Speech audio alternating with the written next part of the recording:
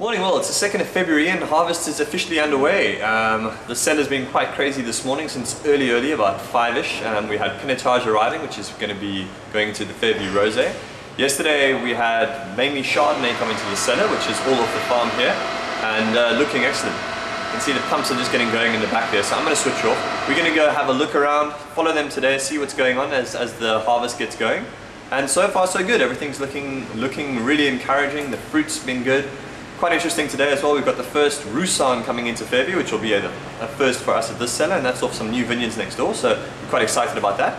Maybe go and have a taste of those just now, and we'll see how things are looking. Right, so we're out from the cool of the cellar now, out into the hot sun. It's pretty warm today, probably going to be about sort of early 30s. As we mentioned, we're going to be looking at the Petite Sirah, so I'm here with Anthony de Jager, who you met previously. We're just going to have a bit of a look at this Petite Sirah vineyard. It's now, and how old? 5 years old? Yeah, 6 years. Yeah, about 6 years old. Yeah. So we'll see how the grapes are developing on these vines, and we're thinking about 2 to 3 weeks to harvest. So let's go have a look. Okay, and so we're here in the Petite Sirah vineyard. Can you tell me a little bit about this vineyard? It's just above the cellar on the slopes of the Paarl Mountain. Yeah. Can you tell me a little bit about it, about the soil and that sort of thing, and where we are at the moment in terms of the ripeness of the grapes? Yeah, this vineyard's about 5-6 years old now, so it will be going to its third crop now.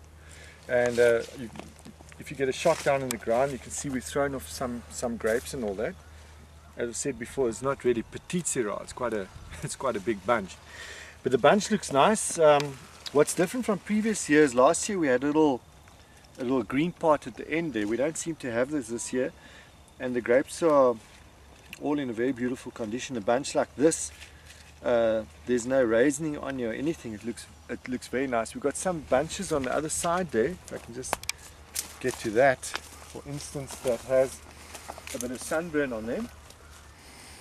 And this is the part that gets the morning sun, that we would, for instance on this bunch, we'd come to the cellar and hand sort that and then remove these raisiny ones, because we don't want the wine to sort of have a porty, raisiny feel about it. And can you tell me a little bit about the soils here as well? I see quite a gravelly looking type of soil in this vineyard in particular. Yeah, well, as you know, the mountain up the back here, and we're on the foothills of this mountain, is a big granite outcrop. So the soils do tend to be a very sort of state of decomposed granite. The part we're in at the moment is very rocky. So you'll see that the irrigation drip lines over here, and this kind of soil on the slope with a sort of very rocky structure, if we don't top up and give a bit of irrigation, and we've given it too small amounts of water, if we don't do that, the soils tend to dry out very, very quickly. So on this kind of soil, you just need to, we keep an eye on the soil moisture content and just top it up as needed. And I see we're walking through the vineyard here. There's quite a lot of grapes lying on the ground as well. What's going on there? Yeah, Chris, we at Verasion, that's when the grapes sort of colour from green to red. We'd go through the vineyard, and there are a couple of reasons why we do it. Firstly, we'll take off bunches that are maybe behind, that's not uniform with the rest of the vineyard. So at that stage it's maybe too green and the rest of it's a bit more advanced. So we'll take those off, because otherwise we'll have an unbalanced ripening in the crop. Secondly, we don't want too much grapes on the vines also. We want to restrict it to, this must be, if you look at here, there's one bunch there, there's 2 on that shoot, this one's got 2 as well, and it's quite a strong shoot, so that's more or less what we're aiming for. We want the strongest shoots to have about 2 bunches, and if we have a weaker shoot, like over there, then we'd have 1 bunch. So the idea is just to get the balance on the vine right, sort of mix the amount of crop with the amount of growth that we have. And lastly and most importantly, that what's left behind then gives us a more of a concentrated crop as well, so we can have more concentration in the vines. So unfortunately these grapes land on the ground, and that just forms part of the compost for next year, I suppose.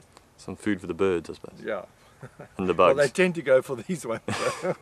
Okay, so Ant, you mentioned earlier that these grapes are probably about 2 weeks, maybe 2.5 weeks from harvest. If we taste them now, what are we going to be tasting? Maybe you can grab a bunch there for us.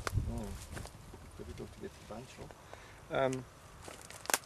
Well, they have coloured quite nicely, so the colours come all the way to the front of the berry.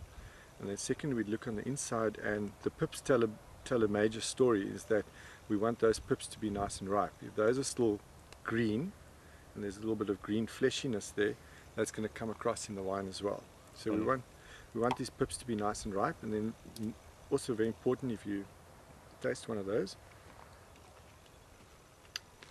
is it's quite acidic still, and there's quite a bit of tannin still on the skin, a lot of tannin. Sure.